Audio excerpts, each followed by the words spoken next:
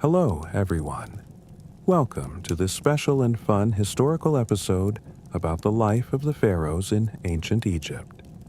If you're looking for a calm and thought-provoking historical story that takes you to a world of dreams, you've come to the right place. Before we start our journey through time, I'd love to know where in the world you're listening from and what time it is for you right now. Feel free to leave a comment and say, "Hi." If you like this kind of relaxing content, don't forget to subscribe so you don't miss any episodes. The pharaohs, who ruled ancient Egypt, created a special chapter in human history. Their lives, spanning thousands of years, wove a colorful story of great deeds and beliefs that still amaze people today. Their civilization, which grew along the banks of the eternal Nile River, showed how smart humans can be at inventing, organizing, and reaching new levels in art, building, and thinking. The life of a pharaoh was like being a god on earth. They weren't just a king or leader. People saw them as a living god, a child of the gods, and a link between humans and the divine world. This unique role gave them total power, not only over land and sky, but over every person's life and death. Every word a pharaoh said was a rule, every gesture a command, and the country's happiness depended directly on the pharaoh's health and safety.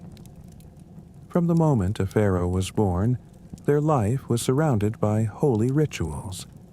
Their schooling and upbringing were unlike anyone else's, as they were prepared from a young age to carry the heavy duties of ruling and being divine.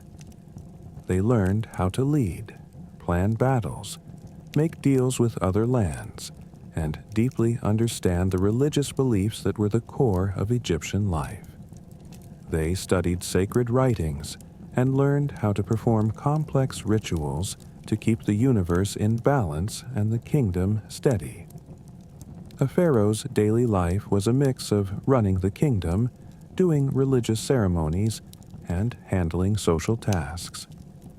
They spent long hours managing big projects, like building pyramids and tall temples that still stand tall as proof of their greatness, or organizing complex water systems needed for fertile farms.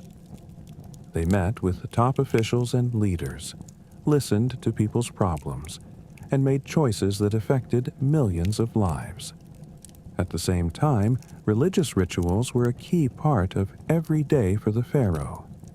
They said prayers and made offerings to the gods in temples, and took part in big religious festivals that brought the whole nation together.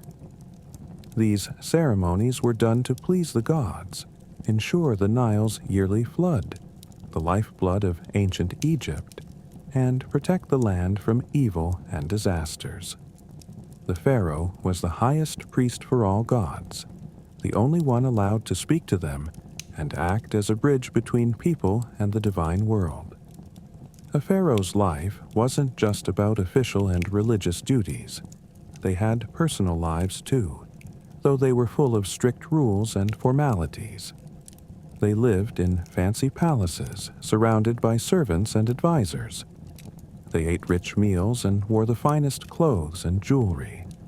They had royal wives and children who were seen as the next rulers. The royal family played a big role in keeping the pharaoh's line going and the kingdom stable. Women, especially the queen mother or main queen, had an important place in the royal court. They weren't just wives. Sometimes they helped rule and influenced big decisions.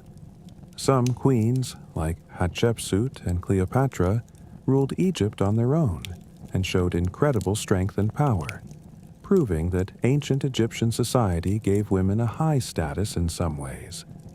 The pharaoh's culture focused heavily on life after death. They strongly believed in living forever and traveling to the next world.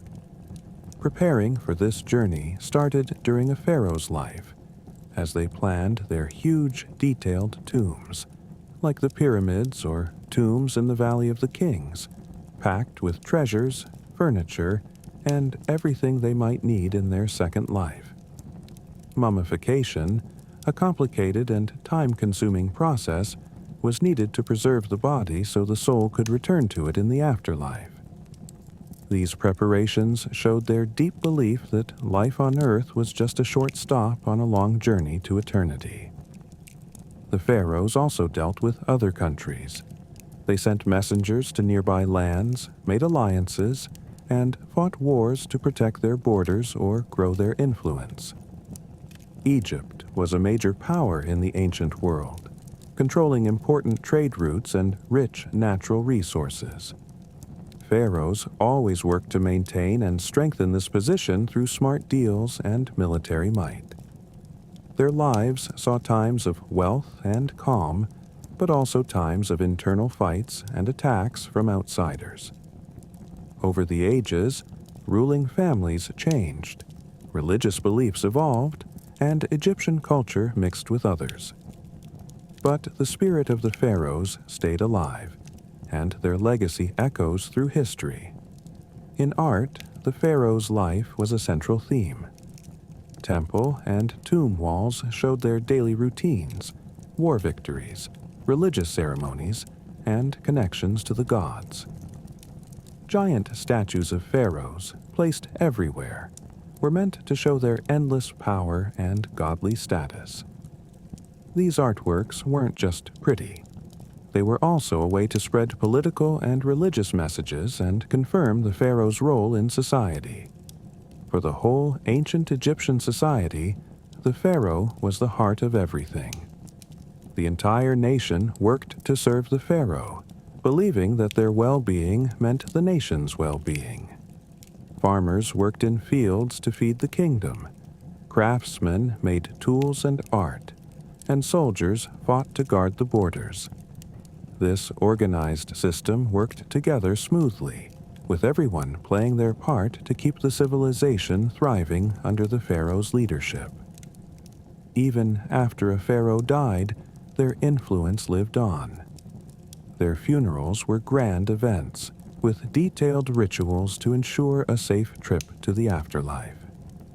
Their tombs, which still spark wonder today, show how much they cared about eternal life and being remembered forever. The pharaohs left behind priceless monuments and knowledge, letting us glimpse their rich, complex lives and a civilization that left a permanent mark on human history. Every pharaoh, from the early kings who united the land to the rulers of the new kingdom who expanded the empire to its farthest reaches, showed unshakable devotion to keeping the universe in order, unmatched skill in art and building, and a deep belief that eternal life awaited those who lived by the God's will. Their lives were a lesson in power and duty, faith and art, building and destroying, and immortality. Our understanding of the pharaohs' lives keeps growing with every new archaeological find and every decoded text. But what stays constant is the deep admiration for these historical figures who didn't just rule a nation, but captured the imagination of later generations. They still ignite our curiosity about the secrets of a civilization that was and still is an inspiration to the world. Egypt, during the pharaoh's time, had a unique and complex geography that deeply shaped the civilization that grew there. This geography wasn't just a background for life, it was woven into the social, religious, and economic life of ancient Egyptians. At the center of this geography was the mighty Nile River. The Nile wasn't just a river, it was the lifeblood of all Egypt. The world's longest river, it stretches from deep in Africa to the Mediterranean Sea. Its yearly flood, happening regularly, was the key to fertile land. This flood brought rich mud from Ethiopia and Central Africa, spreading it along the riverbanks and turning dry desert into incredibly fertile farmland. Ancient Egyptians relied completely on this flood. they built smart water systems with canals, dams, and ponds to guide the water to fields and save it for dry times. This let them grow huge amounts of crops, like wheat and barley, which were the basis of their food and wealth. This extra food led to more people and stable communities, allowing them to focus on art, building, and ideas. Egypt can be split into two main areas, Upper Egypt and Lower Egypt. Upper Egypt stretched south from Giza to the first cataract at Aswan. This area had a narrow valley with desert surrounding the fertile strip along the river. The rocky, mountainous land shaped where people lived and how much they could farm. Lower Egypt was in the north, including the wide Nile Delta. The delta was a complex web of river branches, canals, and marshes, formed by mud piling up over thousands of years. This area was super fertile and less crowded in some parts, with lots of wildlife and water creatures. The delta was like Egypt's breadbasket, a major source of fish and water birds. Deserts surrounded the Nile Valley on all sides. The eastern desert, stretching from the Nile to the Red Sea, was rich in minerals like gold, copper, and gemstones. The western desert, part of the huge Sahara, spread west of the Nile and had scattered oases that served as rest stops and trading hubs along desert trade routes. These deserts weren't just empty lands. They acted as natural shields against invaders from the east and west, giving Egypt a kind of geographic safety that let it grow in relative peace. The two seas around Egypt, the Mediterranean in the north and the Red Sea in the east, played big roles too. The Mediterranean was a window to the outside world, allowing trade with other Mediterranean cultures. The Red Sea was key for trade with places like Punt, modern Somalia, for incense and myrrh. Mountains and rocky formations were part of Egypt's natural landscape. They provided quarries for raw materials like granite, basalt, and limestone, used to build massive temples, pyramids, and statues. This shows how skillfully Egyptians used their natural resources. Along with these main geographic features, there was a variety of plants and animals that shaped ancient Egyptian life. The wetlands in the delta were home to many species, like papyrus, lotus, crocodiles, and hippos. Papyrus was used to make paper, a true Egyptian invention that changed how knowledge was shared. Other plants were used for medicines, dyes, and fibers. Egypt's climate was generally dry and sunny, with little rain. This dry weather, combined with the Nile's steady flood, helped preserve ancient Egyptian artifacts amazingly well over time, letting us study and understand their civilization deeply today. Egypt's geography also brought challenges. Relying totally on the Nile's flood meant any changes in its level could cause famines or destructive floods.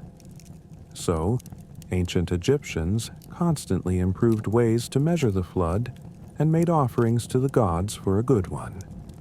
While the desert was a defensive barrier, it also made it hard to expand over land or connect with deeper African cultures. Egypt's geography was both a challenge and a gift.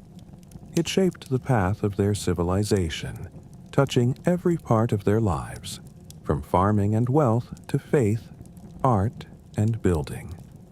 The Nile taught them patience and planning, and the desert taught them flexibility and self-reliance.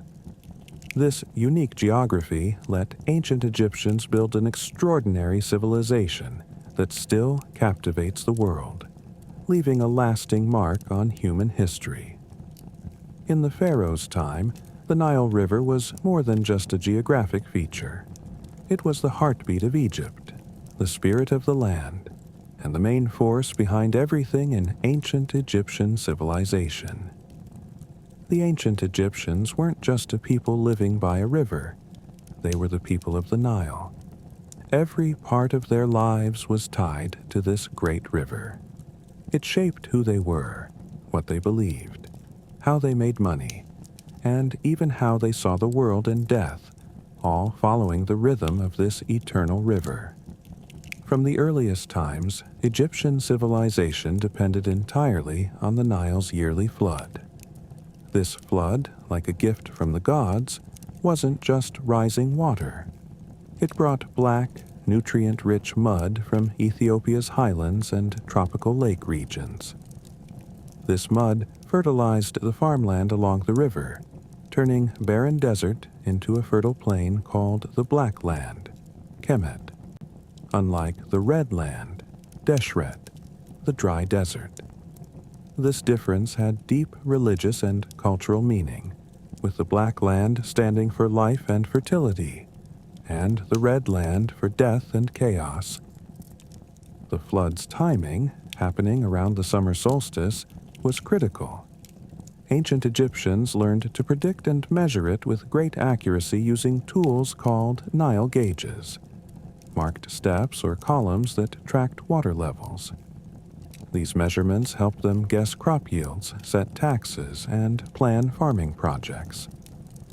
Their precise records show how deeply they understood the Nile's cycle and its vital importance. The Egyptians built a farming system based on this flood. They planted main crops like wheat and barley after the flood receded, using the leftover mud and moisture in the soil. They didn't stop there. They created complex irrigation systems to expand farmland and control water flow. These included canals, walls, and storage ponds that held extra floodwater for dry times. This engineering skill in managing water shows the Egyptians' genius and ability to adapt to their environment and make the most of its resources. The Nile was also a key route for transport and trade. Egypt didn't have advanced land roads like today, so the Nile was the main highway connecting north and south. Boats and ships made from acacia wood or papyrus carried goods, crops, and raw materials along the river. These boats moved huge stone blocks for building pyramids and temples, as well as troops and trade goods. This helped unify Egypt politically and economically, letting regions share goods and ideas. The Nile's role went beyond practical uses. It shaped Egyptian beliefs and culture. The Nile was worshipped as a god named Hapi, the god of the flood and fertility. He was shown as a man with a big belly and chest, a symbol of abundance and giving. Rituals and festivals were held regularly to ensure a good flood and to thank the Nile. Ancient Egyptian myths often included the Nile as a key element, seen as one of 4 rivers flowing from paradise or a symbol of cosmic order, Ma'at. The Nile also deeply influenced Egyptian art and building. Nile-themed decorations, like lotus flowers, papyrus, fish, and water birds, appeared often on temple and tomb walls, furniture, and jewelry. These weren't just beautiful. They carried deep religious meanings tied to fertility, life, and renewal. Quarries along the Nile, like those in Aswan for limestone and granite, provided materials for the towering monuments that still stand today. The Nile also helped defend Egypt. It acted as a natural barrier against invaders from the east and west, with surrounding deserts making it hard for armies to cross. The ability to move quickly along the Nile let pharaohs send troops and supplies fast, boosting their ability to protect the kingdom and expand their reach. The marshes and wetlands in the Nile Delta were home to many plants and animals that were part of daily life. Papyrus plants were used to make paper, an Egyptian invention that changed how knowledge was recorded in the ancient world. They also made boats, ropes, baskets, and shoes from it. Lotus flowers, floating beautifully on the water, stood for renewal and creation in Egyptian beliefs. Fish and water birds were a rich food source, while crocodiles and hippos were sometimes sacred or hunted. The Nile even shaped Egypt's government structure. The land was divided into regions called nomes, spread along the Nile, each with a governor, nomarch, who collected taxes and managed local affairs, working with the central government in the capital. This setup was key for controlling the flood, sharing resources, and organizing workers for big projects. Even death and the afterlife in Egyptian beliefs were tied to the Nile. Mummification, meant to preserve the body for eternity, used Nile water in some steps. Tombs were often built on the Nile's west bank, linked to the afterlife because the sun set in the west. The idea of the soul's eternal journey was often shown as a boat trip on a heavenly river, like their travels on the Nile. Daily life for ancient Egyptians, no matter their social class, was woven with the Nile. Kids played in its waters, women washed clothes, and men fished. The Nile was their drinking water, bathing spot, and place for fun. Life flowed with the Nile's flow. Even thousands of years after the pharaohs, the Nile remains central to Egypt. But in their time, the bond between the river and the people was deeper and more essential. The Nile made this great civilization possible, feeding, watering, and protecting it for thousands of years. It was the giver of life, a source of wealth, a path for connection, a religious symbol, and a sign of eternal continuity. You can't understand ancient Egyptian civilization without the Nile. It shaped their geography, economy, politics, religion, and art. It was the force behind all their achievements, from towering pyramids to complex hieroglyphic writing. The Nile was the center of their world, the hub their lives revolved around. It's a lasting symbol of the close bond between humans and nature, and proof of how one natural resource can shape a whole civilization's fate. In Egypt's vast desert, where golden sands meet the clear blue sky, towering structures stand silently, defying time and whispering secrets of ancient civilizations, the pyramids. They're not just polished stones, but architectural poems carved by great artists, stone songs echoing glory and greatness. They're like stakes driven deep into history's heart, proving the human spirit can build more than fleeting homes. It can create monuments that touch the stars and embrace eternity. Echoes of eternity, birth of a stone legend. Thousands of years ago, when the sun rose over the fertile Nile lands, a grand idea sparked in the ancient Egyptian mind, the idea of immortality. Death wasn't the end, but a gateway to another life. A journey needing preparation worthy of its majesty. From this came the need for tombs that wouldn't crumble, eternal homes for pharaohs who believed they were gods on earth, and their departure had to be as grand as their existence. It started simply with flat platforms called mastabas, but human ambition knows no limits.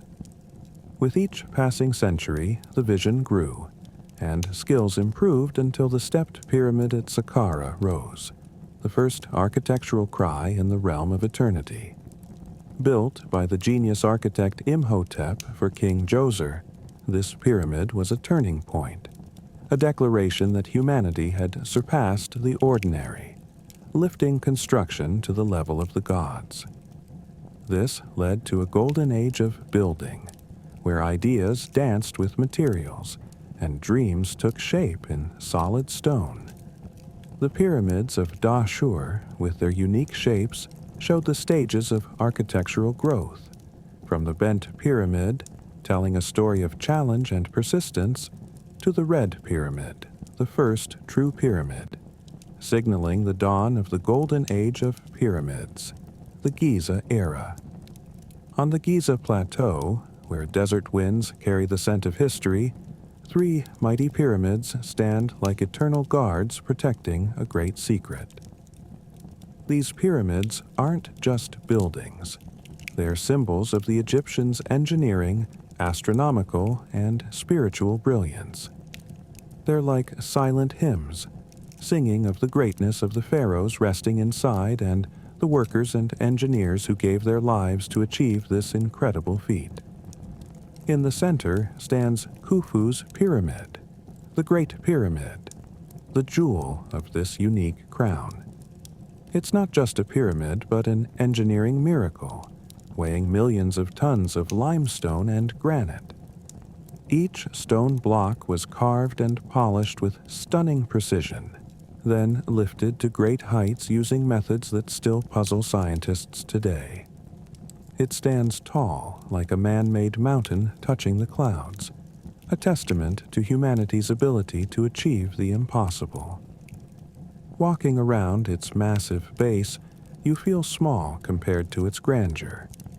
You wonder how people, without modern machines, moved these huge stones, lifted them so high, and placed them so perfectly that they seem like one piece. It's a mystery that still challenges the human mind, making Khufu's pyramid more than a building, a symbol of human genius that transcends time and place. Inside, mysterious passages and corridors lead to burial chambers where the pharaoh was believed to rest in eternal sleep. The king's chamber, with its simple yet mysterious design, is the pyramid's beating heart, where the pharaoh's journey to the afterlife was meant to begin. Every stone, every curve in the wall, every echo in the halls tells a story of deep faith in life after death, and the need to prepare the pharaoh for his eternal journey with dignity. Next to Khufu's pyramid stands Khafre's pyramid, the second largest. Its peak still holds some of its original polished limestone casing, giving it a special glow at sunrise and sunset. Khafre's pyramid looks more graceful and balanced than Khufu's, like a vision of harmony in the desert's heart. It's guarded by the Great Sphinx, that mythical creature with a lion's body and a human head. The Sphinx isn't just a statue, it's a silent protector, gazing at the pyramids with a mysterious look, as if hiding thousands of years of secrets. It raises endless questions about its purpose and the message it tries to send the world. Is it a symbol of wisdom, strength, or the mystery surrounding this ancient civilization? Seeing Khafre's pyramid and the Sphinx together creates an unforgettable image from history. They represent the union of royal power and divine wisdom, body and soul, mortality and eternity. The Sphinx is like the watchful eye over the pyramids, an eternal witness to the greatness of the pharaohs still sleeping in these grand monuments. The pyramids aren't just giant stones. They're the embodiment of the human spirit's longing for eternity. They symbolize ambition, faith, genius, and dedication. They remind us we can build beyond the temporary, leaving a lasting mark in the sands of time.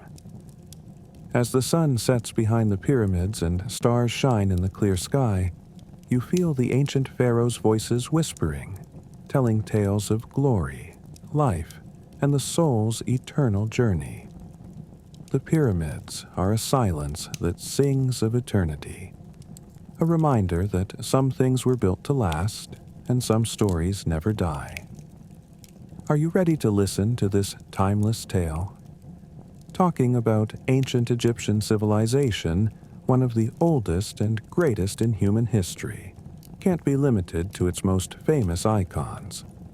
Beyond the towering pyramids known worldwide and the eternal Nile River, the lifeblood of this civilization, countless archaeological treasures reveal the spirit of art, engineering genius, deep faith, and wise thinking that defined that golden era.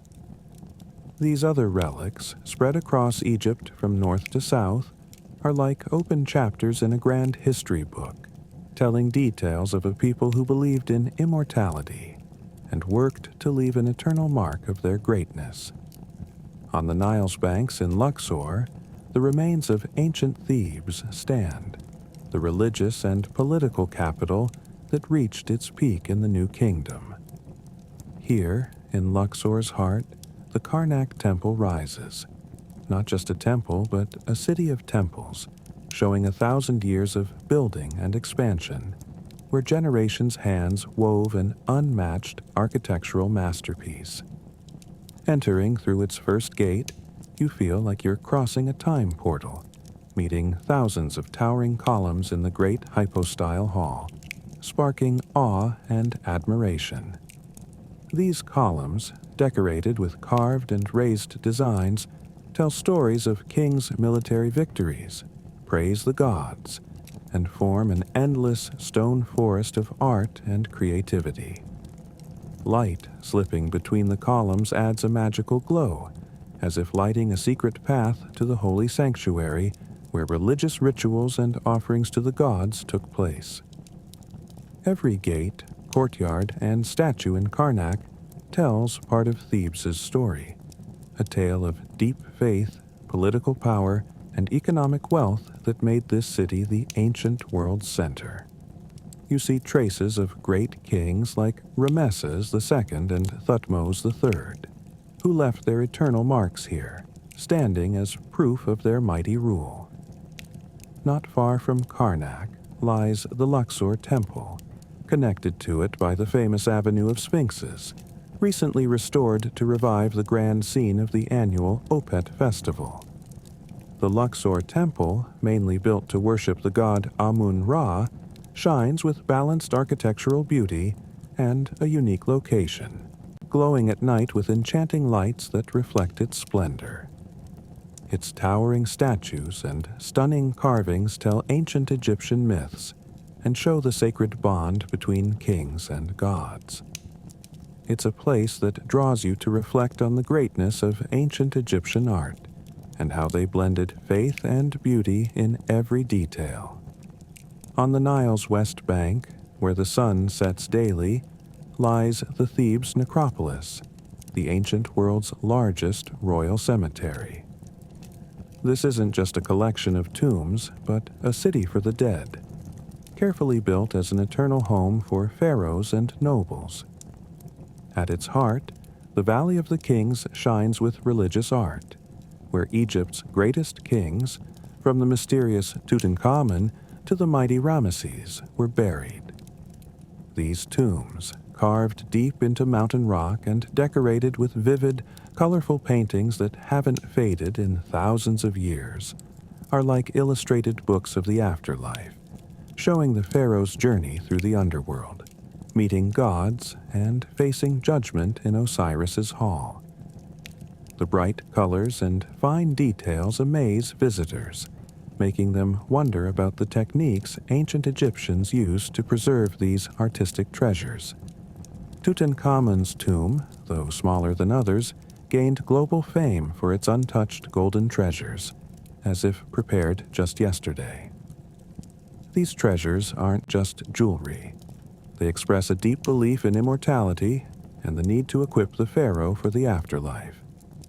Near the Valley of the Kings lies the Valley of the Queens, where pharaoh's wives and princesses were buried. The tomb of Queen Nefertari, Rameses II's wife, is one of the most stunning in the valley, if not all of Egypt. Its walls are covered with vividly colored murals showing the queen worshiping gods, offering gifts, and joining religious rituals. The colors, details, and facial expressions point to a high level of art and skill, giving a glimpse of royal life's beauty and women's status in ancient Egyptian society. Close to these valleys stands Hatshepsut's mortuary temple at Deir el-Bahri, a unique architectural masterpiece. This temple, with its 3 terraced levels, blends perfectly with the surrounding mountain landscape, as if part of the mountain itself. Hatshepsut, the queen who ruled Egypt with wisdom and strength, left this temple as proof of her prosperous reign and great achievements. Its wall carvings show her trade missions to Punt, her divine birth, and her devotion to the gods. It's a place that makes you feel the power of women and their ability to leave an indelible mark on history. Far in southern Egypt, the Abu Simbel temples stand, two rock-cut masterpieces carved into the mountain, testifying to Rameses II's greatness. The larger temple, dedicated to Rameses himself, and the smaller one for his beloved wife Nefertari, shine with their massive scale and stunning design. The larger temple's front, adorned with 4 giant statues of Rameses, overlooks Lake Nasser in a breathtaking scene.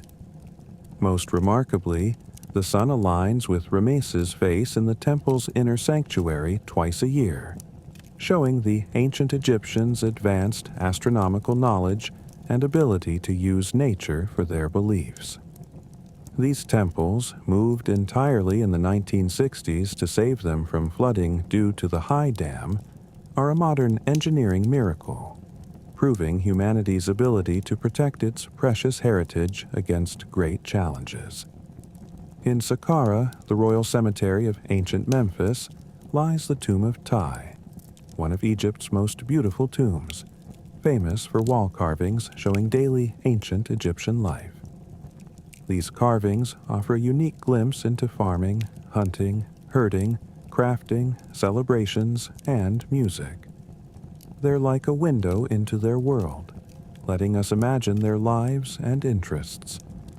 Tai's tomb proves ancient Egyptian art wasn't just about religion and burials.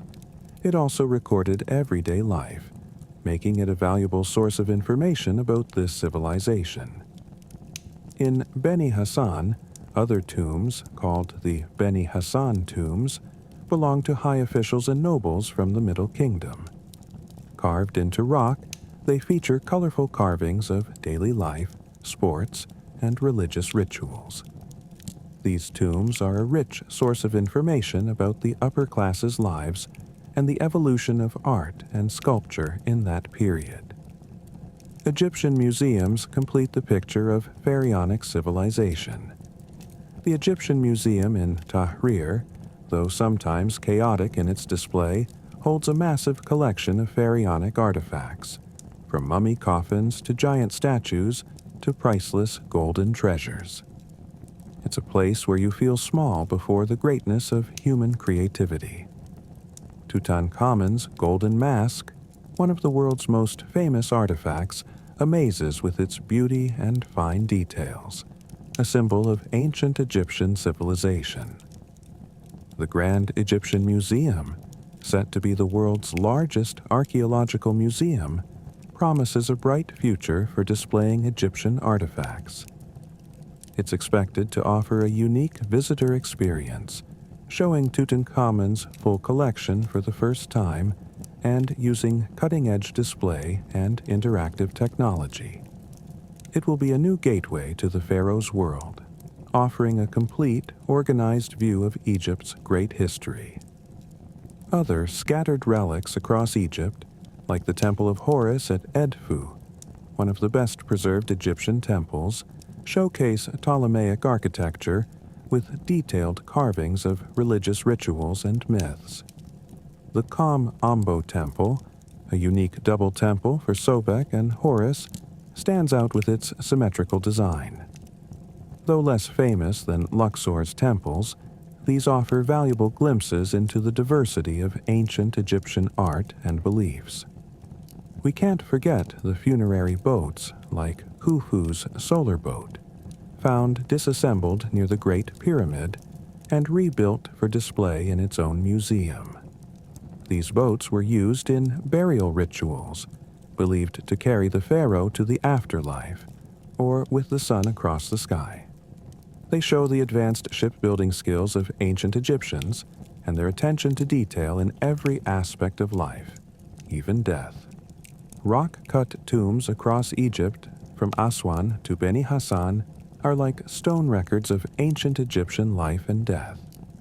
Decorated with scenes of daily life, religious events, and funerals, they offer unique insights into social classes, jobs, customs, and traditions. Each tomb is a unique artwork, telling its owner's story and hopes for the afterlife.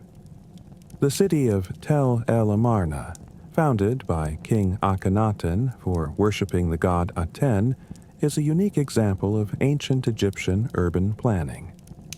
Though short-lived, its remains offer valuable insights into life under Akhenaten's rule and his attempt to establish a monotheistic religion. The ruins of palaces, homes, and temples in Tel El Amarna point to a major artistic and religious shift in Egypt's history.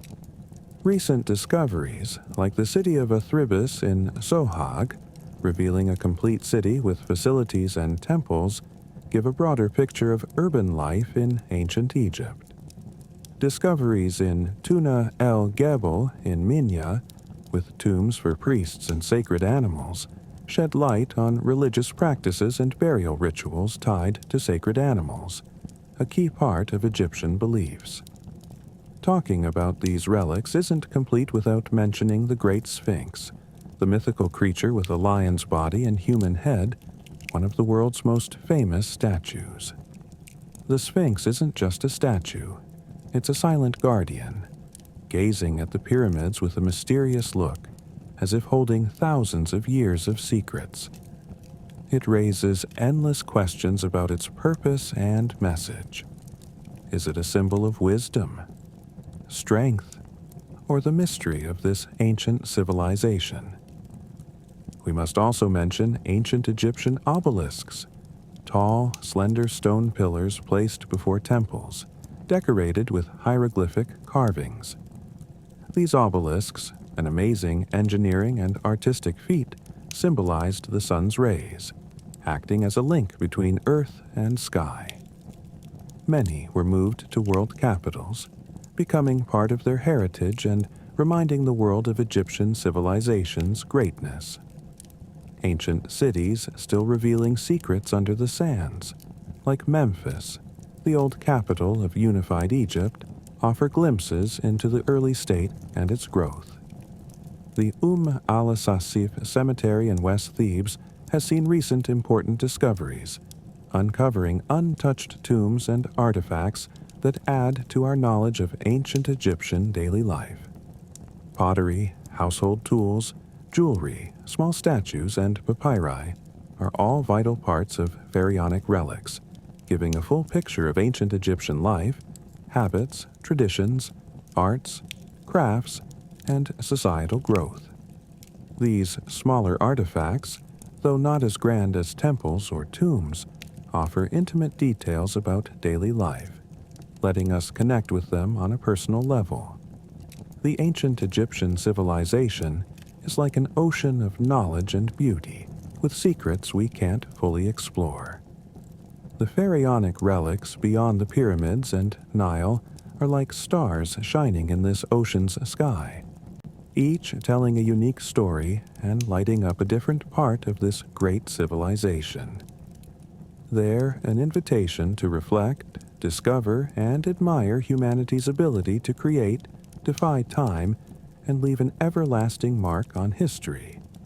These aren't just silent stones, but whispers from another world, telling stories that still inspire and amaze the world, proving Egypt was and is the cradle of civilization, a source of light that has guided humanity through the ages. Death in ancient Egyptian belief. A journey to eternity. Talking about death in ancient Egyptian culture is not merely a review of funerary rituals or burial practices. It is a deep dive into a philosophy of life intricately woven around the concept of immortality. This philosophy shaped their understanding of existence, the cosmos, and the soul's fate after physical death. For the ancient Egyptians, death was not the end but a grand gateway, a challenging and sacred journey to another realm known as the Duat, or the underworld. where the individual meets the gods and is judged for their earthly deeds to determine their eternal fate. This profound view of death formed the core of ancient Egyptian civilization, driving it to create arts, sciences, and beliefs that continue to inspire awe and admiration today. The ancient Egyptians firmly believed that a person possessed several spiritual elements that survived bodily death. There was the Ba, akin to the personal soul, capable of flying and roaming, representing the individual's personality after death and their ability to connect with the living world. The Ka was the life force or spiritual double, the essence of vitality that sustained a person's existence even after death, requiring an intact body or a substitute statue to reside in and receive offerings. The Ak was the transfigured or blessed spirit that joined the gods in the afterlife after successfully passing judgment. Alongside these core elements were other concepts. The Ib, heart, considered the seat of consciousness and conscience. The Ren, name, believed to be an essential part of a person's identity. And the Shut, shadow, seen as an integral aspect of the individual. Together, these spiritual components formed a complex understanding of a complete human being, highlighting the sophistication of their perception of physical and spiritual existence. This belief gave rise to the critical need to preserve the body after death, as it was seen as the vessel for the Ka and the means for the Ba to recognize and return to it. To achieve this supreme goal, the practice of mummification evolved into both a science and an art, reaching its peak during the New Kingdom. Mummification was not a mere routine, but a sacred ritual performed with utmost care and religious devotion, taking about 70 days. The process began with the removal of soft internal organs, such as the brain, stomach, intestines, liver, and lungs, except for the heart, which was left in place as a center of thought, consciousness, and conscience. These organs were washed with wine and natron, a natural salt, dried, and placed in special containers called canopic jars, adorned with lids shaped as the four sons of Horus, Imseti, Hapi, Duamutef, and Kebesenuef, each protecting a specific organ.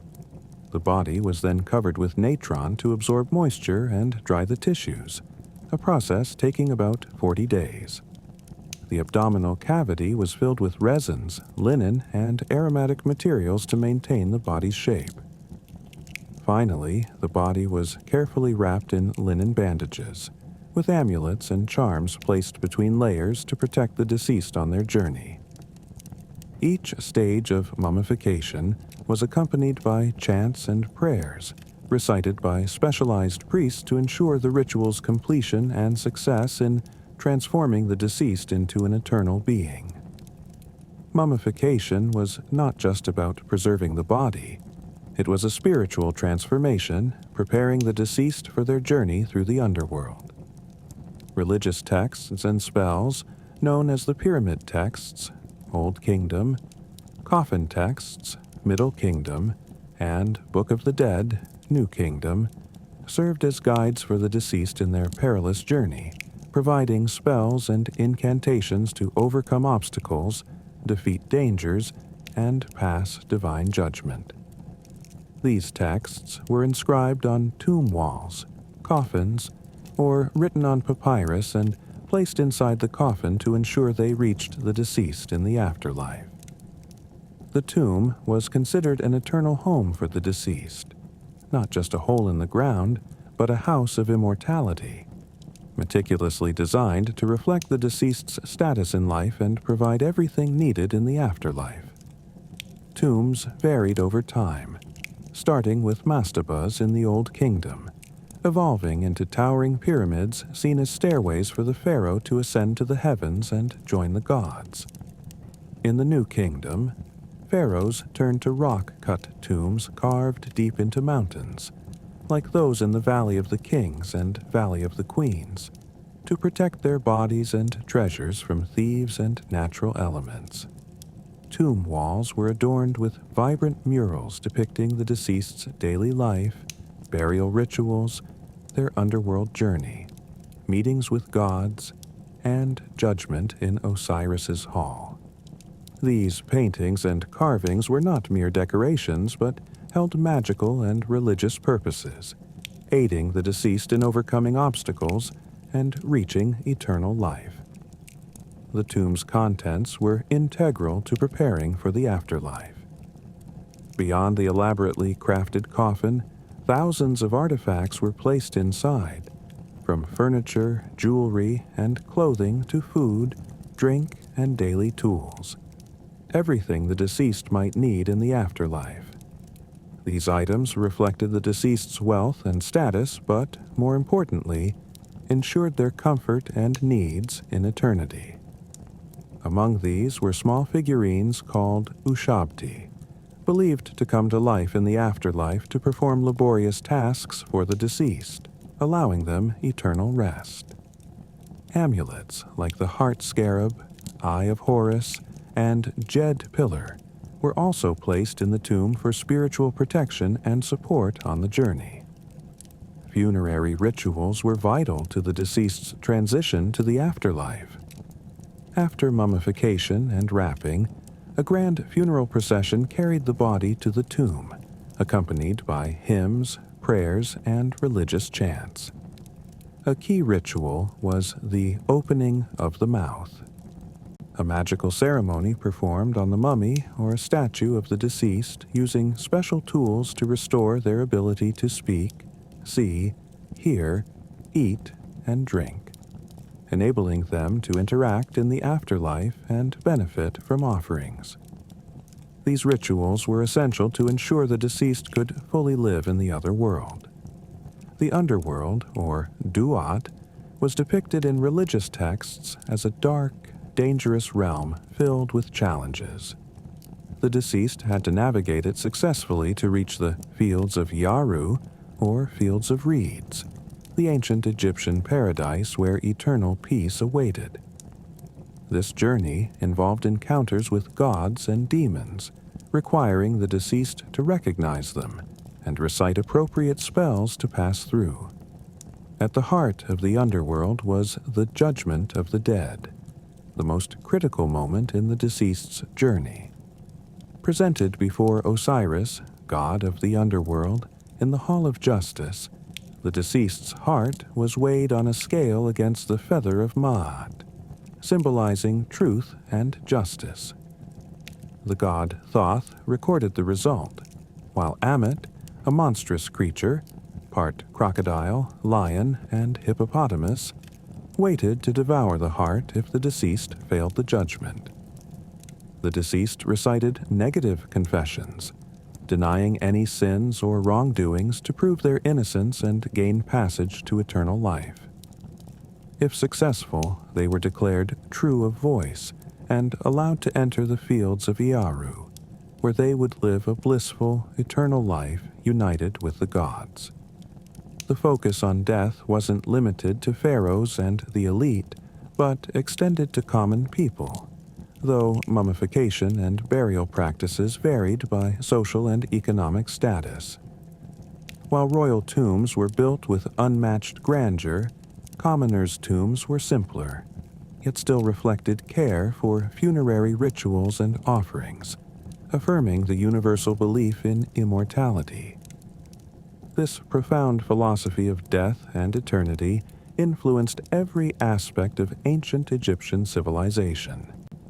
Art, with its statues, carvings, and murals, aimed to preserve body and soul and provide a suitable afterlife environment.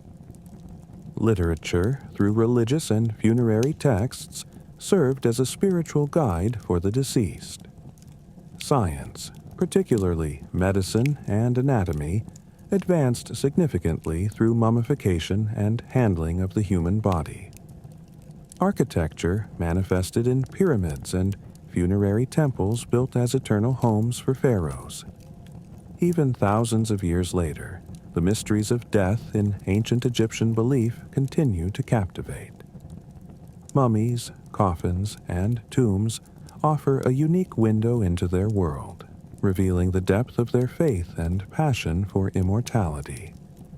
They didn't fear death, but saw it as a natural part of existence, an opportunity for a better, eternal life. Their cultural and artistic legacy teaches us about the power of faith and humanity's eternal quest for meaning and immortality. Each artifact discovered and text decoded adds to our understanding of this fascinating aspect of ancient Egyptian civilization, keeping the story of death among the pharaohs alive and vibrant in human memory. This intricate philosophy, blending realism and imagination, science and religion, death and life, made ancient Egyptian civilization one of the most influential and inspiring in human history. Its secrets continue to puzzle and amaze the world, standing as eternal proof that death is not the end, but the beginning of an everlasting journey. Religion in ancient Egyptian culture, the pulse of existence. Religion in ancient Egypt was not just a set of rituals and beliefs, but a complex, all-encompassing fabric woven into every aspect of life. From sunrise to sunset, the Nile's flood, a child's birth, to a pharaoh's death. These beliefs shaped their worldview, defined their moral values, inspired their arts and architecture, and drove them to create a civilization that still evokes wonder. There was no separation between worldly and religious life. Every action and event carried a profound spiritual dimension, connected to the gods and cosmic forces. The creator god, the source of existence, was central to ancient Egyptian religious belief. Different concepts of this god emerged across time and regions. In Heliopolis, Atum created himself from the Nun, primordial waters, and gave rise to other gods. In Memphis, Ptah created the world and thought through the power of the word. In Aswan, Khnum was depicted crafting humans on a potter's wheel. Despite varied names and forms, the core idea was singular. A supreme divine force created the cosmos and all within it. Over time, the concept of Ra, the sun god, emerged as the most prominent deity, the source of life and light, and king of the gods. Ra's daily journey across the sky in his solar bark symbolized the cycle of life, death, and rebirth, serving as a model for the deceased's journey in the afterlife. The ancient Egyptian pantheon was vast, comprising hundreds of gods and goddesses, each representing an aspect of nature, a cosmic phenomenon, a human trait, or an abstract concept. This multiplicity wasn't chaos, but a profound understanding of existence's diversity and complexity. Gods were depicted in various forms, fully human with animal heads or as hybrid beings, reflecting their attributes. Osiris was the god of the underworld and resurrection. Isis, his wife and sister, symbolized motherhood, fertility, and loyalty. And Horus, their son, was the god of the sky and protector of kingship. Thoth was the god of wisdom and writing, Hathor the goddess of love, joy, and music, and Anubis the god of mummification and tombs. Local gods were worshipped in specific regions, and others were tied to particular professions, showing how deeply religion permeated all aspects of life. These gods weren't entirely separate, but formed a complex network of familial and functional relationships, embodying cosmic harmony. Temples were considered earthly homes for the gods, not just places of public worship. Each temple was dedicated to a specific deity and designed according to their rituals and needs. Built with unparalleled grandeur, temples were adorned with wall carvings depicting worship rituals, kings' victories, and praises to the gods. The innermost part, the sanctuary, was the holiest space, believed to house the god. Priests acted as intermediaries between humans and gods, responsible for caring for the deity, offering sacrifices and performing daily rituals to maintain cosmic order, Ma'at. These rituals included waking the god's statue, washing and dressing it, offering food and drink, and returning it to its resting place. Common people weren't allowed in the sanctuary, but prayed in the temple's outer courtyards. The concept of Ma'at held a central place in ancient Egyptian religious and moral thought. Ma'at was not just a goddess, but the embodiment of a universal principle of justice, truth, order, balance, and harmony. The world was believed to have been created according to Ma'at, and maintaining this principle was the responsibility of the king, priests, and society. The king was Ma'at's primary guardian, tasked with upholding justice, combating chaos, and ensuring prosperity. Ma'at formed the moral framework guiding individual behavior and was the basis for judgment in the afterlife, where the deceased's heart was weighed against Ma'at's feather. The concept of divine kingship was fundamental to ancient Egyptian religion. The pharaoh was not merely a ruler, but a living god, or intermediary between humans and gods. Believed to be a descendant of the gods, he carried a divine power to maintain cosmic order. Images of the pharaoh worshiping gods, offering sacrifices, or battling Egypt's enemies adorned temples and tombs, affirming his sacred role in preserving divine harmony. The pharaoh ensured the Nile's flood, bountiful harvests, and military victories, making his life and death crucial to cosmic stability. The afterlife was a cornerstone of ancient Egyptian religion, driving advancements in mummification, tomb construction, and funerary texts. Death was not the end, but a transition to another phase, requiring meticulous preparation. The underworld, Duat, was where the deceased faced judgment before Osiris. This judgment, where the heart was weighed against Ma'at's feather, determined their fate. If the heart was light, free of sin, the deceased was declared true of voice and entered the fields of Yaru, the Egyptian paradise of eternal bliss. If heavy with sin, the heart could be devoured by malevolent beings.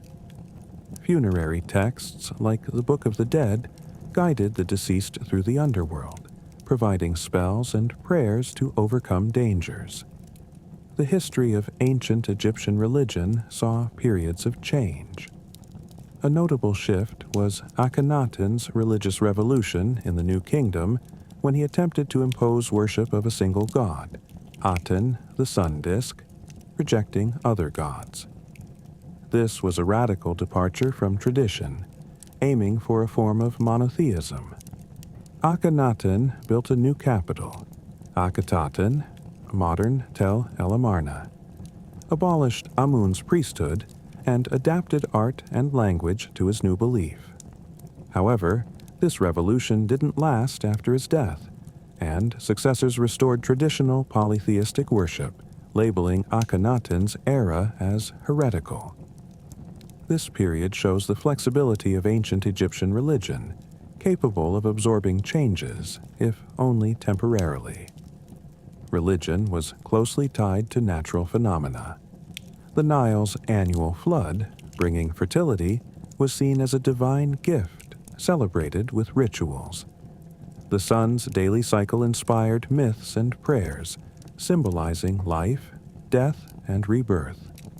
Animals were sometimes considered divine embodiments, worshipped and mummified, like cats for Bastet, crocodiles for Sobek, and cows for Hathor. This deep connection to nature reflected their view of the world as a living entity where divine forces interacted with human existence. Ancient Egyptian religion evolved through the Greek and Roman conquests, and even with the arrival of Christianity and Islam, some aspects persisted in popular thought and traditions. Its relative tolerance allowed it to absorb foreign gods or merge them with local ones, enabling it to endure for millennia and influence other ancient religions. Religion in ancient Egypt was not a static set of rituals, but a vibrant system, breathing with every breeze and shining with every sunrise. It was a complete philosophy of life, offering an explanation for existence and a key to immortality. It inspired the pharaohs to build grand monuments, carve exquisite statues, and create unparalleled arts. Every stone in their temples, every carving in their tombs, every discovered mummy tells a story of deep faith and a passion for eternal life. They didn't fear death, but prepared for it with all their strength, art, and science, believing the soul's journey didn't end with physical death. This profound understanding of death and immortality made ancient Egyptian civilization one of the greatest in human history, its secrets continuing to inspire and astonish, standing as eternal proof that faith can shape an entire world and create a lasting legacy. In the deep corridors of time, where sands of eternity stretch endlessly, threads of light and shadow dance upon the stage of existence, weaving immortal tales into the annals of history. Among these records, pages shimmer, written in golden ink, chronicling men chosen by the Creator, bearing torches of guidance through the darkness of ignorance, illuminating humanity's path with an unquenchable light. These were the prophets, entrusted with delivering divine messages from heaven to earth, bearing witness to the Creator's grandeur across all eras and lands. In a land cradling civilization since the dawn of history, towering structures rose, pyramids kissed the clouds, and footsteps left an indelible legacy untouched by time.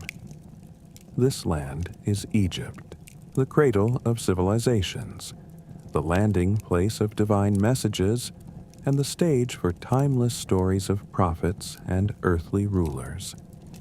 It is a saga of an eternal struggle between truth and falsehood, faith and tyranny, light and darkness. In the dawn of time, when Egypt was ruled by dynasties of kings known as pharaohs, their oppression cast a shadow over the land, enslaving people and declaring themselves gods to be worshipped above the Creator. In that era, amidst profound darkness, a light emerged from the womb of suffering, embodied in a man chosen by the Creator, tasked with a noble mission, to free people from the yoke of servitude and restore worship to the one Creator. This man was Moses, born in a time when tyranny slaughtered the innocent. Pharaoh, Egypt's ruler, sought to kill every newborn male of the Israelites, fearing a prophecy foretelling his kingdom's end at the hands of one among them. Yet the Creator's will surpassed all others, and Moses was placed in a basket, cast into the Nile, only to be found by Pharaoh's wife, who loved and adopted him, raising him in Pharaoh's palace, his true identity unknown. Moses grew under Pharaoh's care, mastering knowledge and governance, yet he never forgot his roots or his oppressed people. He witnessed injustice with his own eyes, felt their suffering in his heart, and envisioned their long-awaited salvation. One day, intervening in a dispute between an Israelite and an Egyptian, Moses unintentionally killed the Egyptian, forcing him to flee Egypt, fearing Pharaoh's wrath. In the wilderness of Midian, Moses found refuge, married, and spent years tending sheep, far from the clamor of palace intrigues. But he was never alone. The Creator watched over him, preparing him for the great task ahead. One day, while herding, he saw a fire in the distance, mistaking it for a lost tribe's camp. Approaching, he stood in the sacred valley of Tuwa, where the Creator spoke to him, commanding him to return to Pharaoh, call him to worship the one Creator, and liberate the Israelites. Moses returned to Egypt with his brother Aaron, eloquent in speech, as his support. They confronted Pharaoh, delivering the Creator's message, urging him to abandon tyranny and embrace faith in the one Creator. But Pharaoh, drowned in pride and arrogance, rejected their call, defied the Creator, mocked Moses, and accused him of madness and sorcery. To prove Moses false, Pharaoh summoned Egypt's magicians, renowned for their sorcery, ordering them to challenge Moses and demonstrate their magic's superiority. On a historic day, crowds gathered in a vast square to witness this monumental contest. The magicians cast their ropes and staffs, which appeared to the onlookers as slithering serpents, chanting spells and claiming great magic. Yet Moses, confident in the Creator's power, cast his staff, which transformed into a massive serpent, devouring all the magician's illusions. Realizing Moses' feat was no sorcery but divine power, the magicians fell prostrate, declaring faith in the one Creator despite Pharaoh's threats.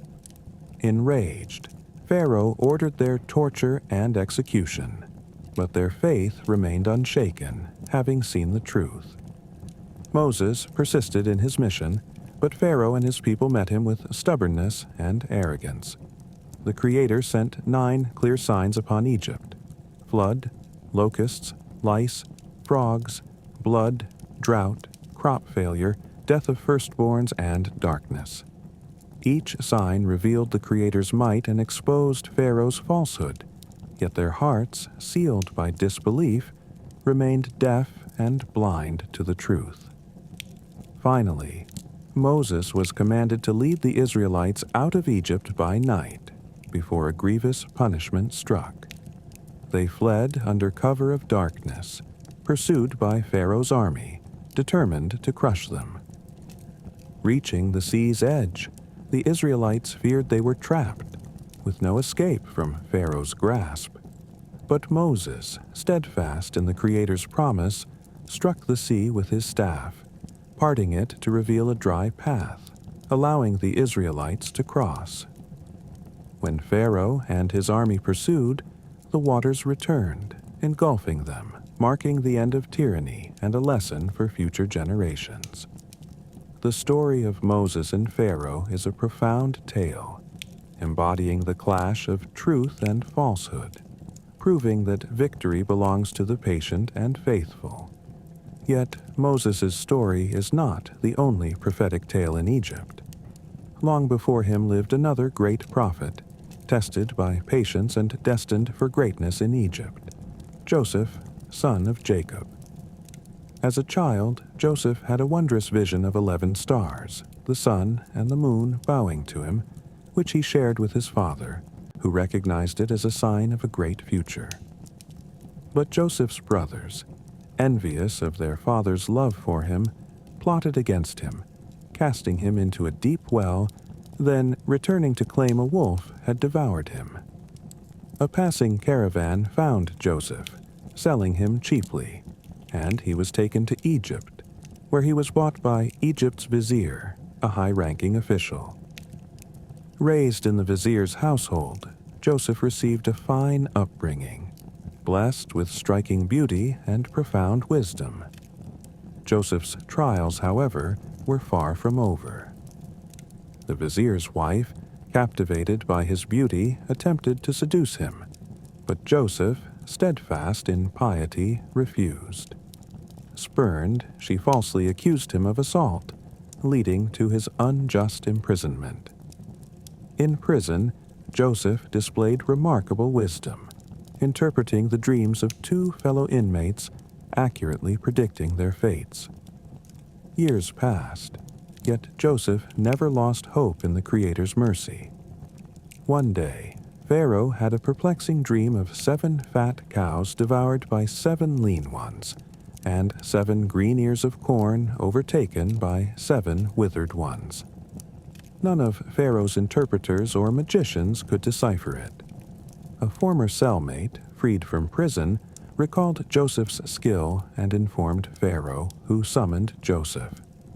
Joseph interpreted Pharaoh's dream, foretelling 7 years of abundance followed by 7 years of famine, advising Pharaoh to store food during prosperity to prepare for scarcity.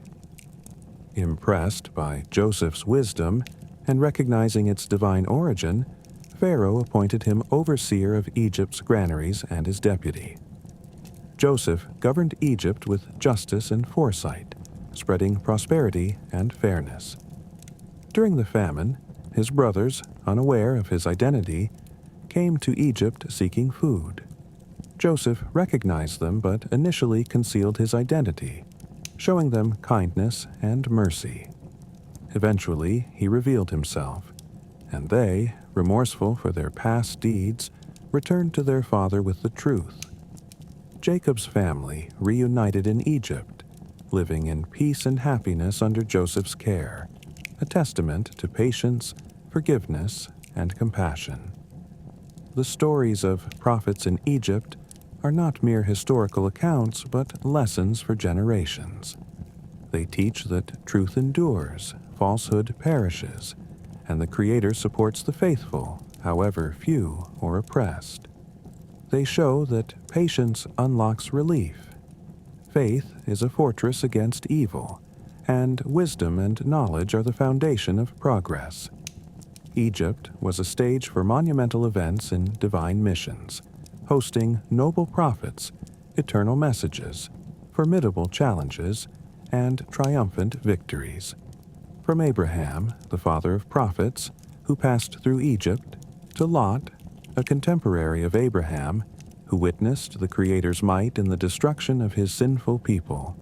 Each prophet brought a singular message. Worship the one Creator. Reject idolatry and tyranny, and establish justice. Each was a beacon in ignorance's darkness, a cry for truth against falsehood, and a call to faith in a materialistic world. The wisdom of these stories lies not only in their events, but in their lessons. The importance of faith, patience in adversity, steadfastness in truth, and confronting injustice. They teach that true strength lies not in wealth or power, but in faith and piety. Egypt, blessed then and now, bore witness to the Creator's greatness, his ability to alter destinies, and his support for the oppressed.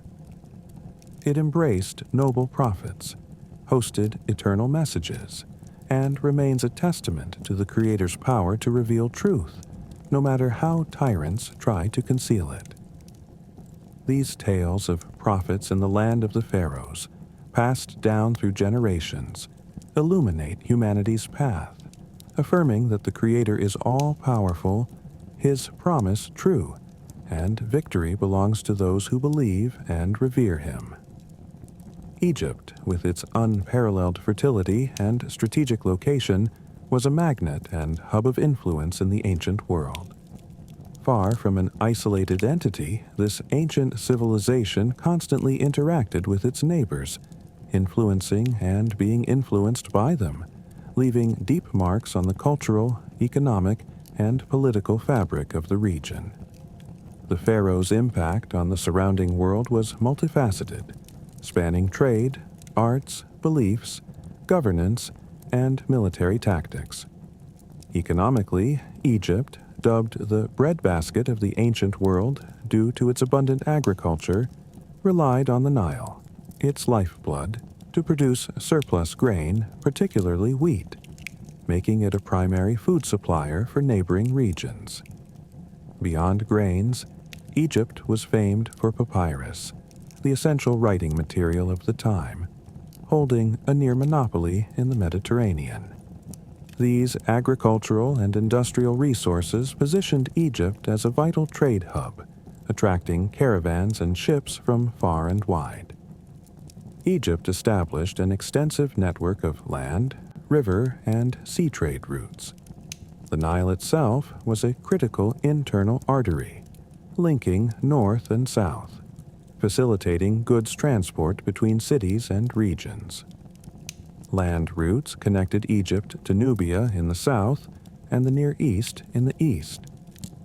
The 40 Days Road through the oases was a key trade corridor for centuries, moving gold, ivory, spices, wheat, animals, and plants between Egypt and Nubia. Maritime routes extended to the Mediterranean, enabling exchanges with civilizations like Greece, Rome, and the Phoenicians.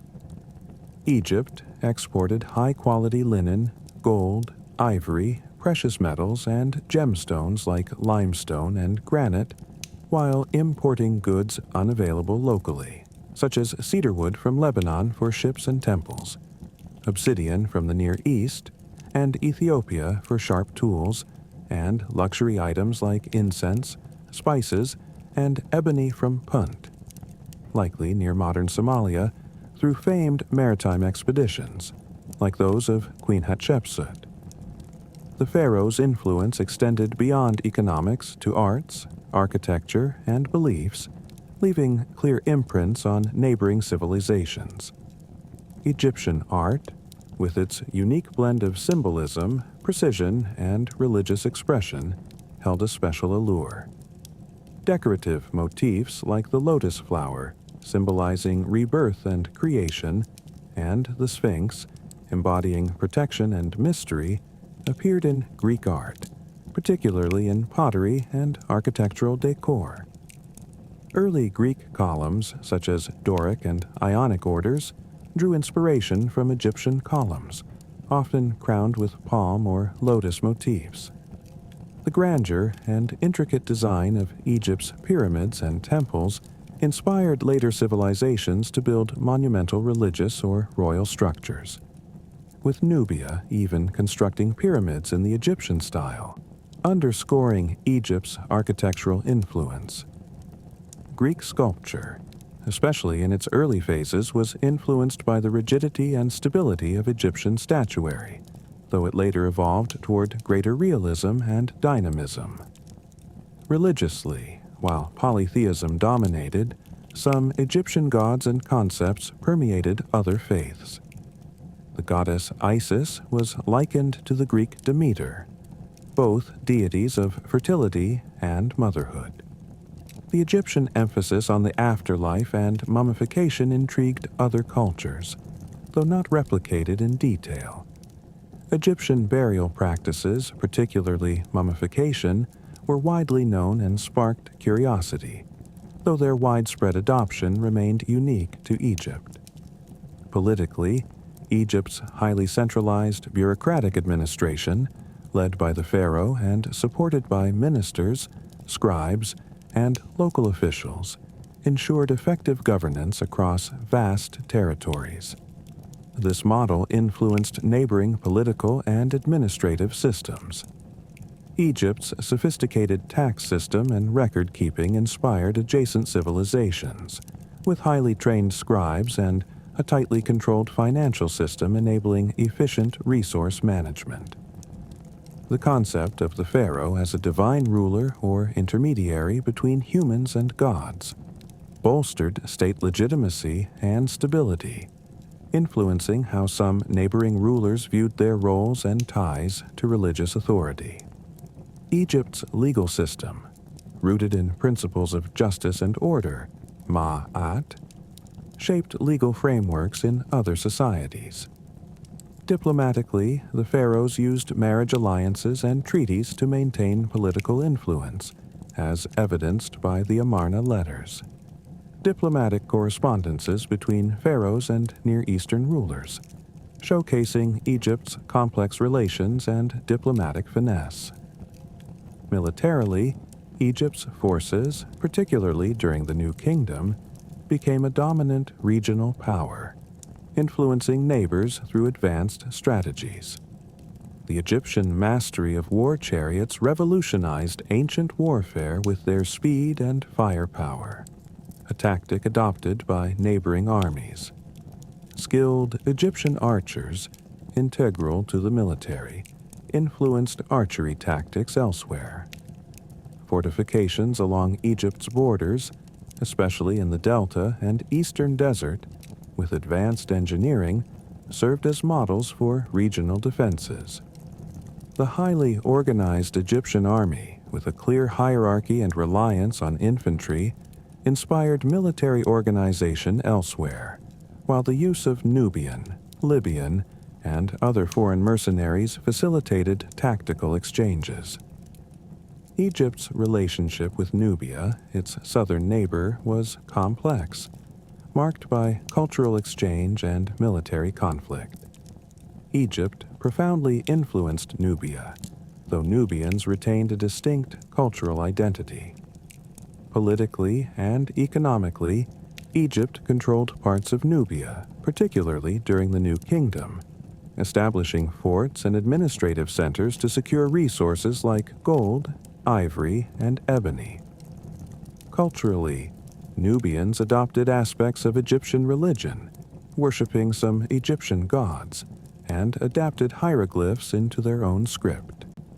Nubian art and architecture, including pyramids at Meroe, reflected Egyptian influence, while Nubian archers, among the ancient world's finest, were integral to Egypt's military. In the Levant, encompassing Canaanites, Israelites, and Phoenicians, Egypt's influence was significant due to the region's role as a trade corridor. Egypt's military campaigns secured trade routes and borders, with some Levantine cities pledging allegiance to the pharaoh. Commercially, the Levant was a key market for Egyptian goods, and Egypt imported cedar wood and oil from the region. Culturally, Egyptian artistic and architectural elements appeared in Canaanite cities, and some Egyptian symbols and linguistic terms influenced local Semitic languages. The Amarna letters highlight Egypt's diplomatic engagement, mediating disputes and asserting influence. Though geographically distant, Egypt and Mesopotamia, the ancient Near East's great civilizations, interacted and exchanged influences. Indirect and occasional direct trade moved goods between them via extensive trade networks. Some exchange of ideas and techniques, like seal-making or decorative motifs, occurred, though less pronounced than with closer neighbors. Diplomatic ties during the New Kingdom underscored mutual recognition of power.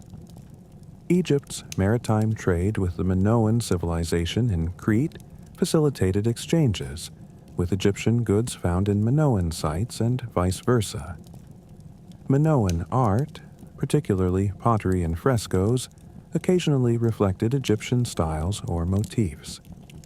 Intellectually, Egypt's advanced medicine, with extensive knowledge of anatomy, herbs, and surgery, likely influenced other civilizations, notably the Greeks.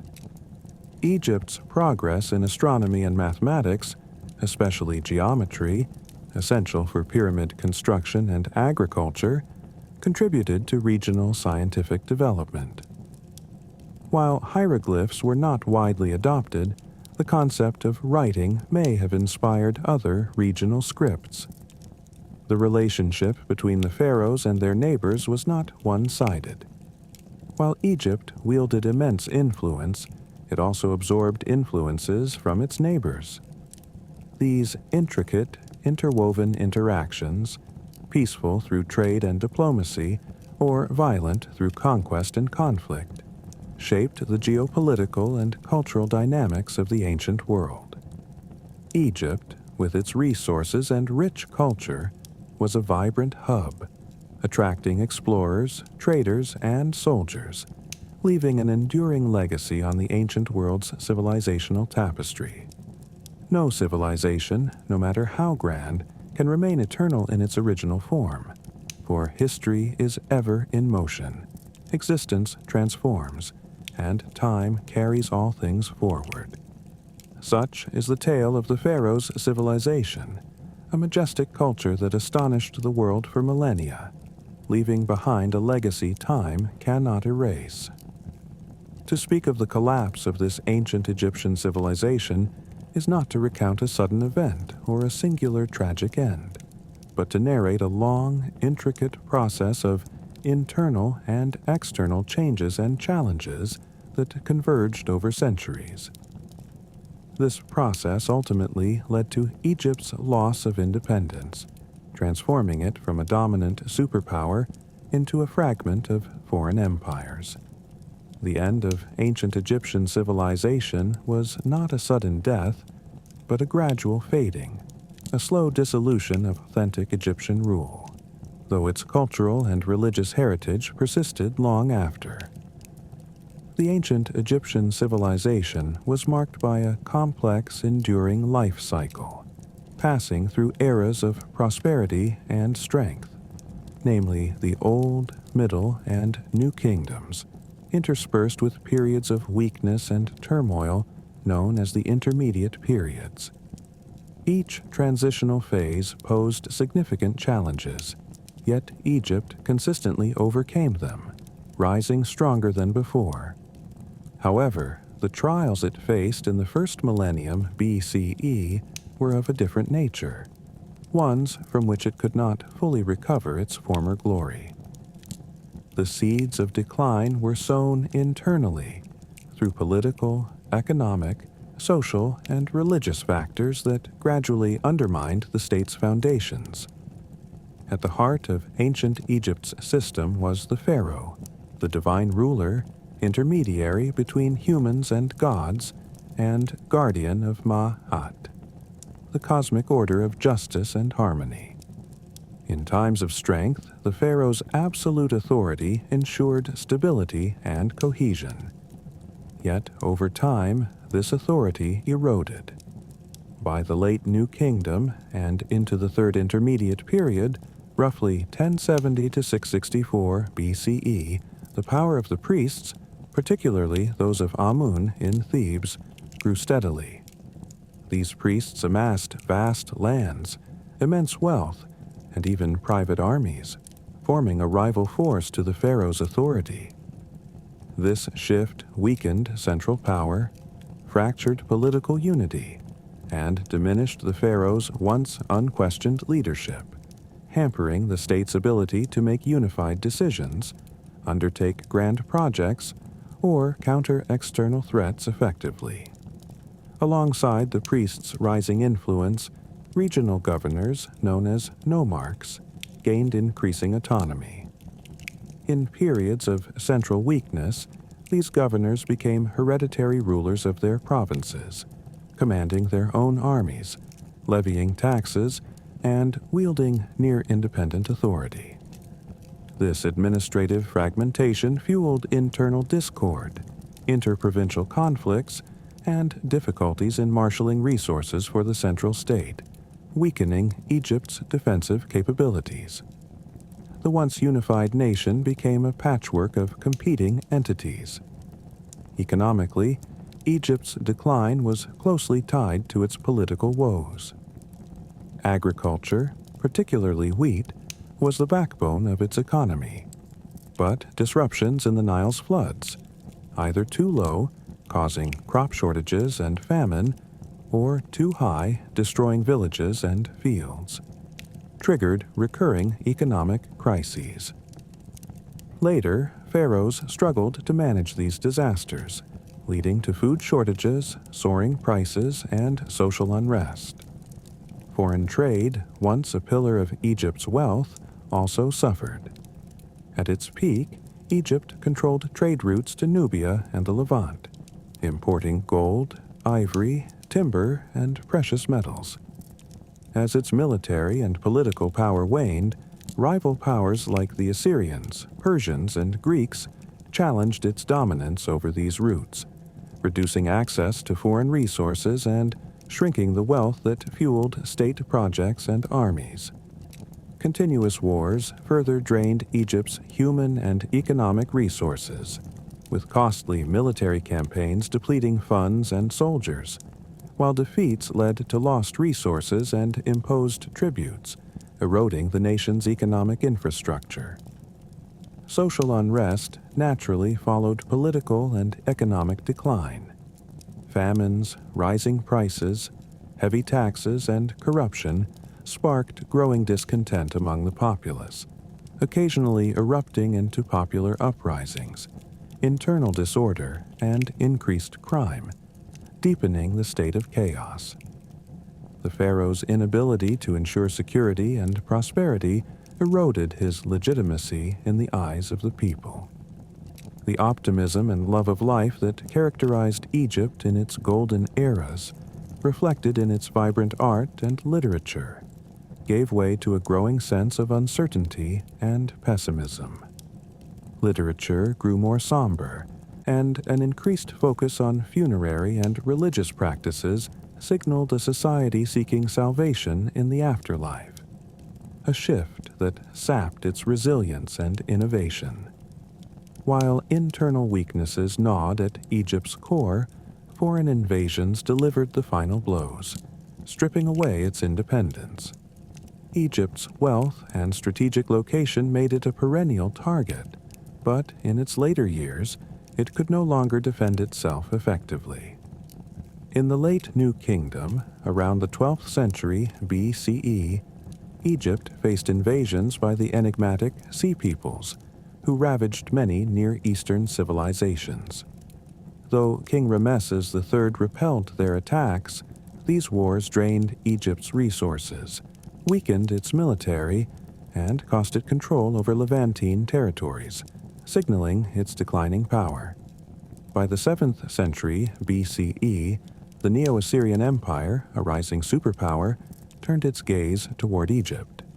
In 671 BCE, Assyrian king Esarhaddon invaded, capturing Memphis and expelling the Kushite pharaohs of Nubia who then ruled Egypt. Though Assyrian rule was brief, it exposed Egypt's vulnerabilities and deepened internal chaos through conflicts among Egyptians, Assyrians, and Kushites. After a brief period of relative independence under the 26th dynasty, which sought to revive past glories, the Persian Empire struck. In 525 BCE, Persian king Cambyses II defeated Pharaoh Psamtik III at the Battle of Pelusium, annexing Egypt into the Achaemenid Empire. For over a century, Egypt was a Persian province, taxed heavily and stripped of resources, with periodic Egyptian revolts crushed by Persian might, marking a complete loss of political independence.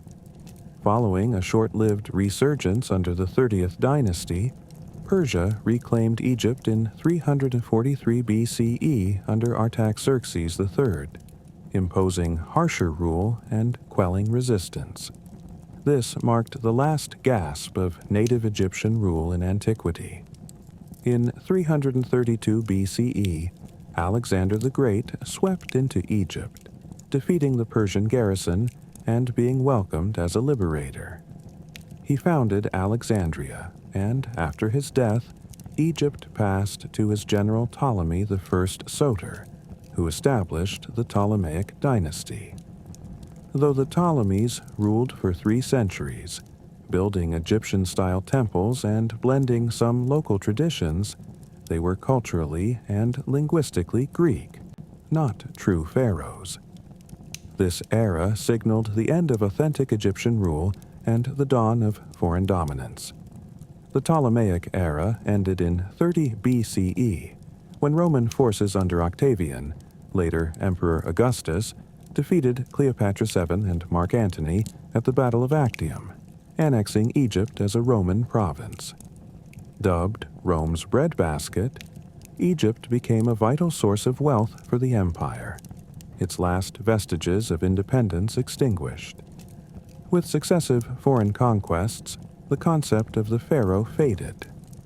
No longer the divine ruler embodying Egypt's sovereignty, the title became a hollow honorific for foreign rulers or a relic of history.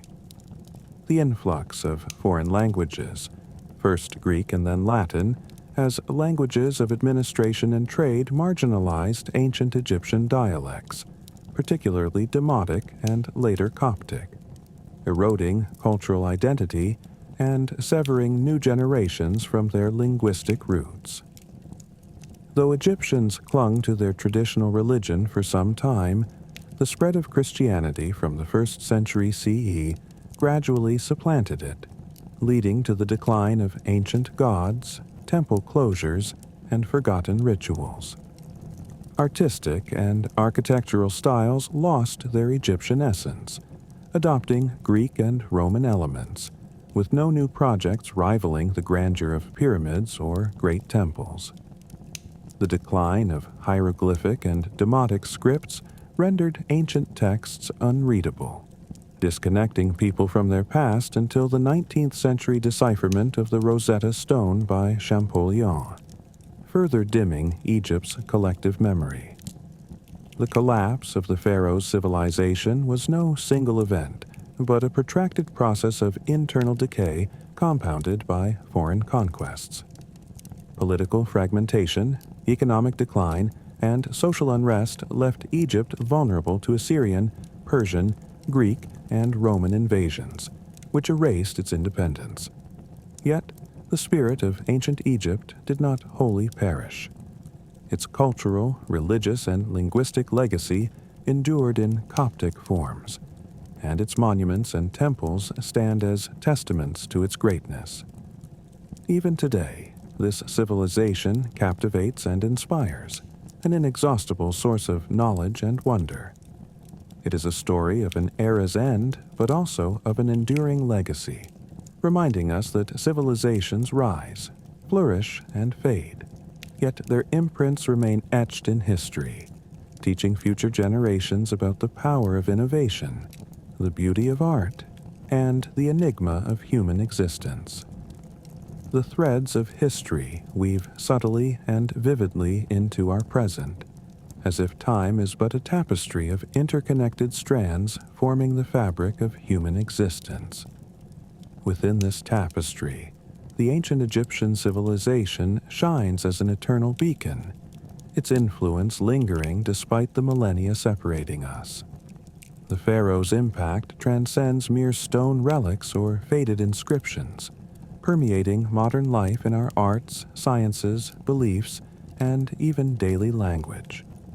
The first thought of ancient Egypt evokes its architectural splendor: pyramids, temples, and obelisks, not just historical monuments, but architectural icons inspiring modern designers and engineers. The pharaohs mastered proportion, balance, symmetry, and clean lines, principles foundational to contemporary minimalist aesthetics. Obelisks, with their towering, tapered forms, have inspired modern architects to create striking vertical structures, while Egyptian columns, shaped like lotus or papyrus, influenced classical Greek and Roman columns, which underpin much of Western architecture. This legacy is evident in government buildings, museums, and financial institutions worldwide. Beyond geometry, Egyptian symbols and motifs, animal, plant, and religious, formed a rich visual language, with symbols like the Ankh, key of life, scarab, rebirth and eternity, eye of Horus, protection and healing, and lotus, purity and rebirth, still adorning jewelry, fashion, decorative arts, and tattoos, their timeless appeal enduring. In fine arts, Egyptian wall paintings and reliefs, with their unique profile depictions of human figures, inspired modern artists, influencing movements like Symbolism and Art Deco in the early 20th century, fueling Egyptomania, a fascination with Egyptian culture that permeated art and design. The pharaohs were not only master builders and artists, but pioneers in sciences that remain foundational today. Medical papyri like the Ebers and Edwin Smith papyri, among the world's oldest medical documents, reveal advanced knowledge of anatomy, clinical diagnosis, pharmacology, and surgery.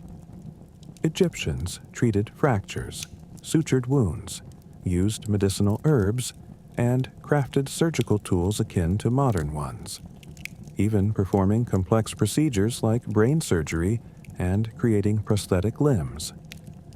These insights influenced Greek and Roman medicine, and, by extension, modern practices, with remedies like honey's antimicrobial properties still relevant. In astronomy and mathematics, their 365-day calendar, based on stellar observations like Sirius's heliacal rising, laid the groundwork for the Julian and Gregorian calendars. Their geometric prowess, essential for pyramid and temple construction, employed trigonometric and golden ratio concepts, albeit not formally documented.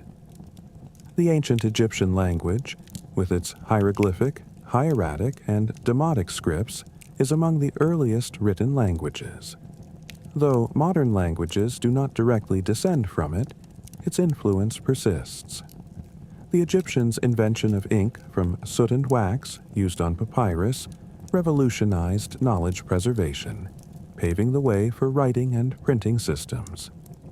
Pictographic hieroglyphs inspired Near Eastern scripts, which influenced Semitic alphabets, and, ultimately, Greek and Roman alphabets underpinning most European languages.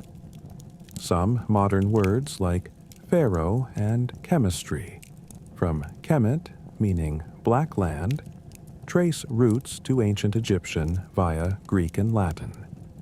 The pharaoh's influence extends to social and spiritual concepts shaping contemporary thought.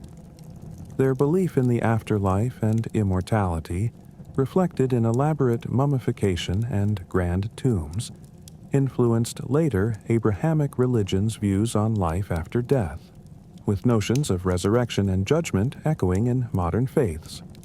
Egyptian symbols like the sun, Ra, life and renewal, and Nile, Hapi, fertility and prosperity, retain spiritual and artistic resonance.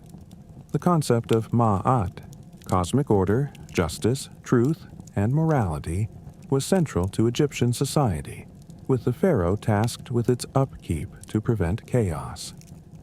This blend of legal and ethical principles finds parallels in modern legal and ethical systems emphasizing justice for societal stability. Notably, Egyptian women enjoyed legal and social rights uncommon in antiquity, like property ownership and contract making, offering insights into the evolution of gender equality. Ancient Egypt remains a wellspring for modern popular culture, from films and series like The Mummy, Cleopatra, and The Ten Commandments, to video games like Assassin's Creed Origins and board games inspired by ancient Senet, keeping Egyptian symbols and deities alive for new generations. Fashion draws from Egyptian designs, flowing linens, bold gold jewelry, and symbols like the Ankh, while literature, with tales of pharaohs' curses and revived mummies, amplifies its mystique.